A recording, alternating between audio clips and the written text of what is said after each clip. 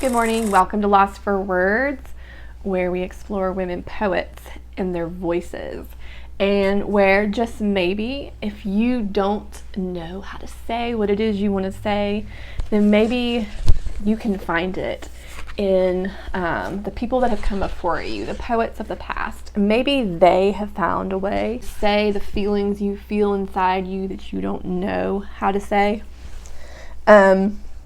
Today we're going to be exploring a Russian poet named Bella Akhmadulina. I don't know if I'm saying her name right. She was born in Moscow of Tartar in 1937. And the reason I'm exploring her today is because recently, the past week or so, I feel like every time I turn on the news, I hear these little blippets about people boycotting Russian restaurants, or like certain like societies banning Russian cats.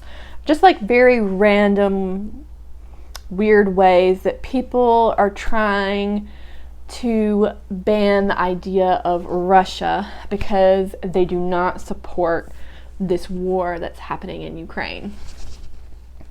Which I completely get. Like, nobody wants war.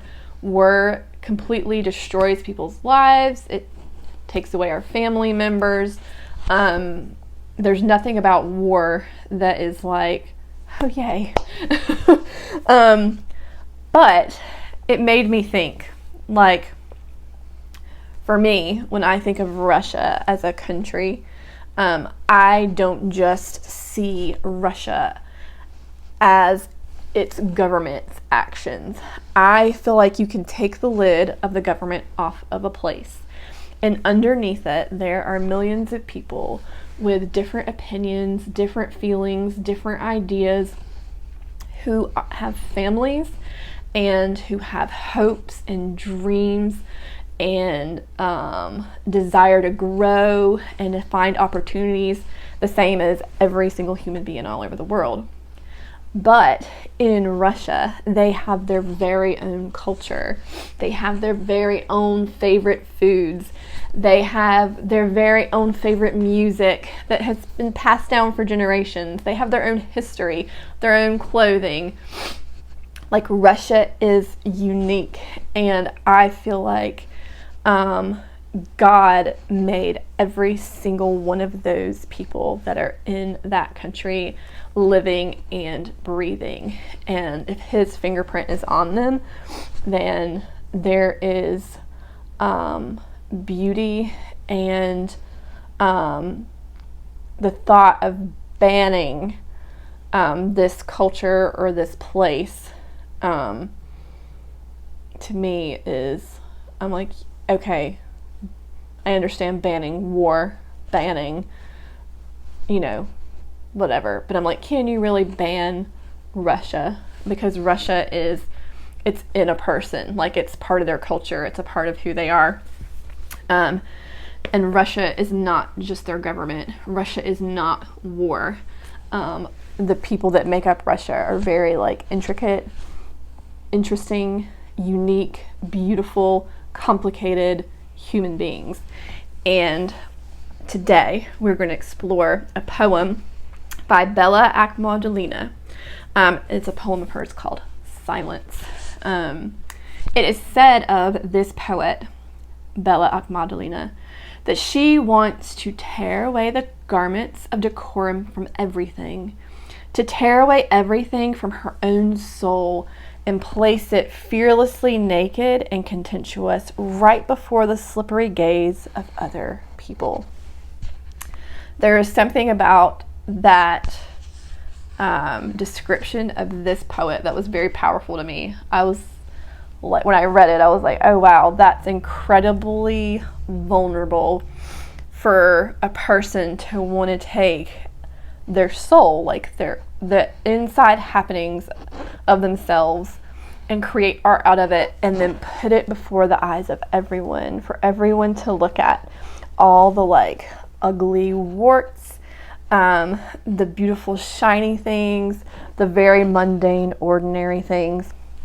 That there's something very vulnerable about that, especially when I feel like it's pretty normal for most people to want to sort of keep that stuff hidden, to keep that stuff in the background, and only put out the good parts of ourselves. And I thought that was really cool. But this poem, I have it here. It's translated by Daniel Halpern, and we are going to go ahead and jump in.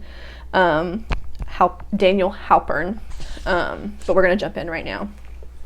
It says, "Who was it that took away my voice?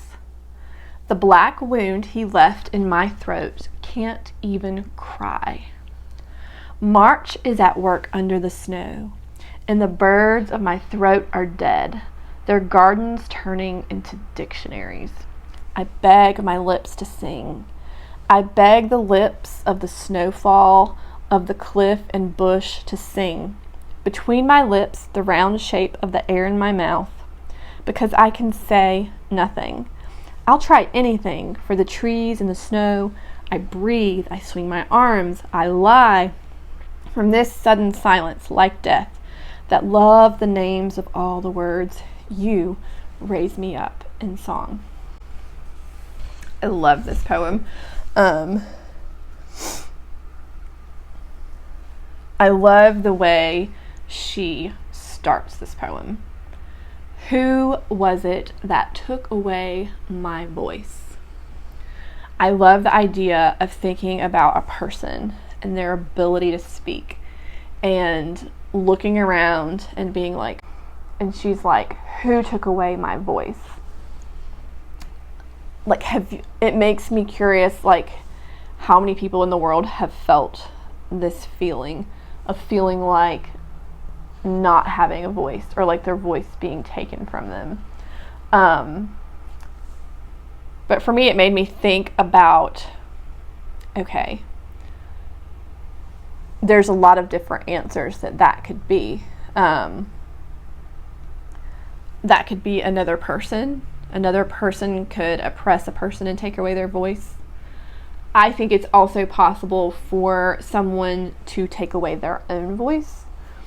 I think that it's possible to be in such situations that the fear of rejection is so strong that the thought of putting your voice out there could mean not being loved. It could mean being rejected.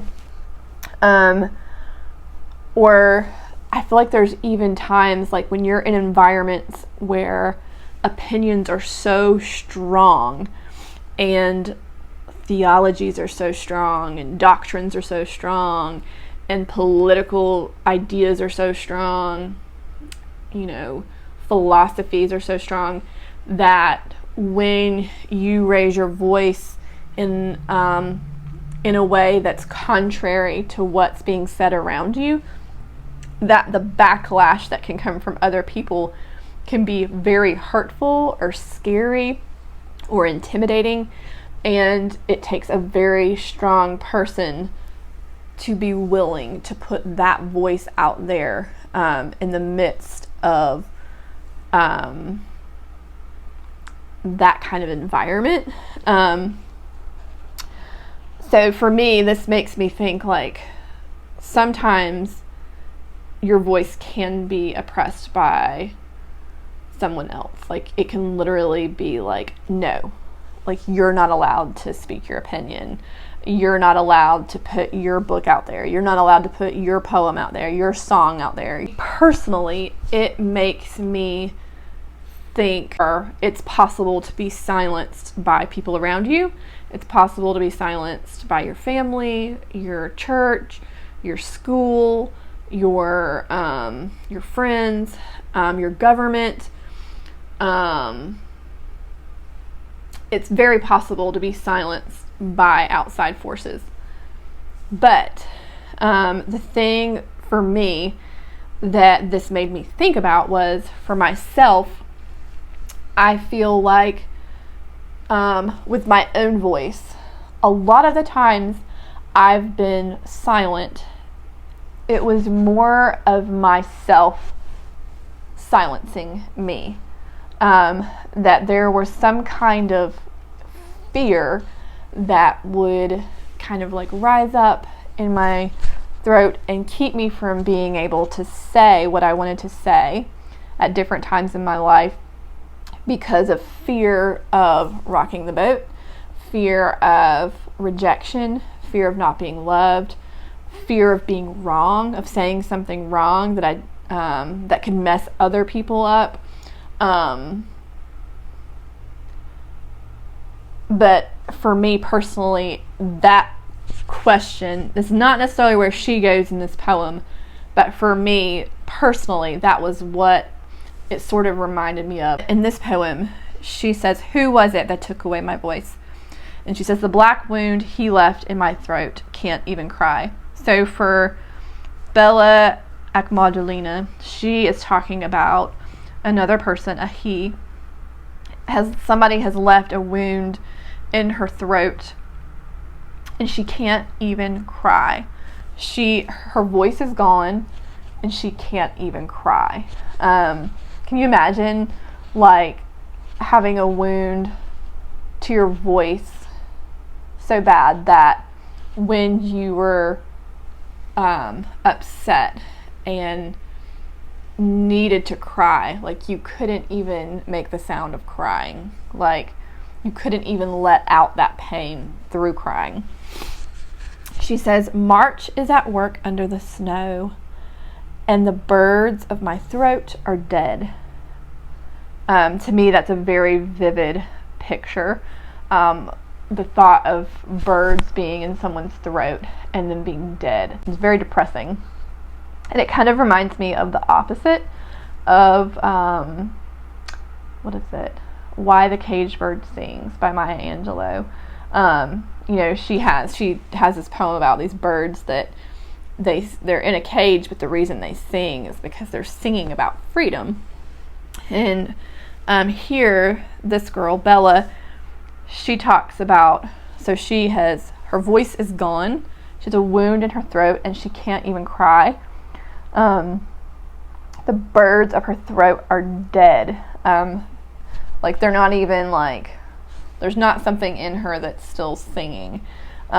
She says, "Their gardens turning into dictionaries." I love that. Like I love that image of like words,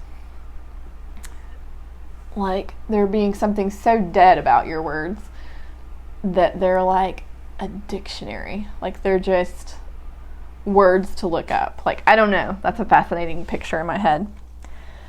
She says, "I beg my lips to sing." I like that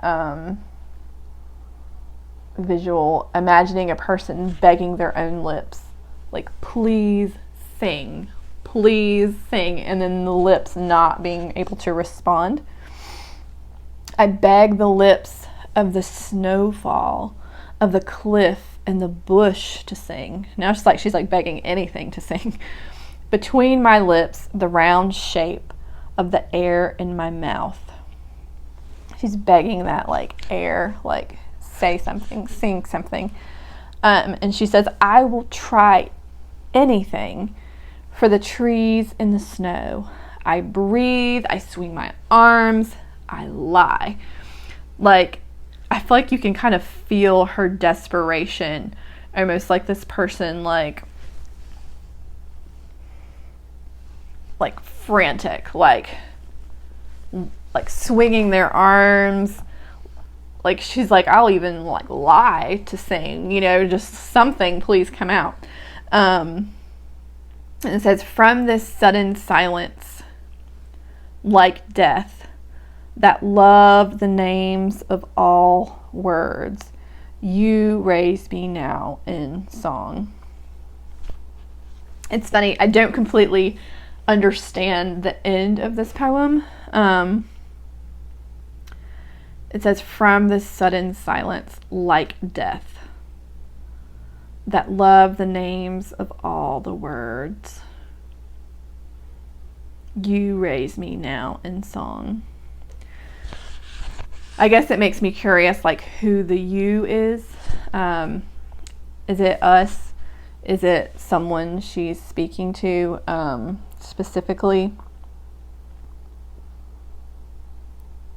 From this sudden silence like death, that love the names of all the words, you raise me now in song.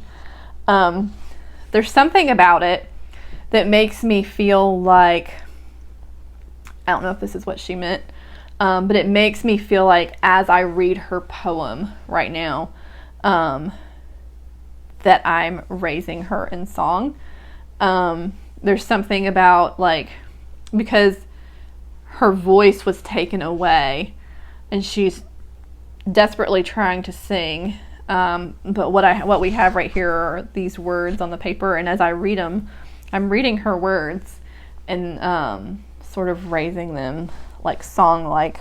That might not be what she meant at all, but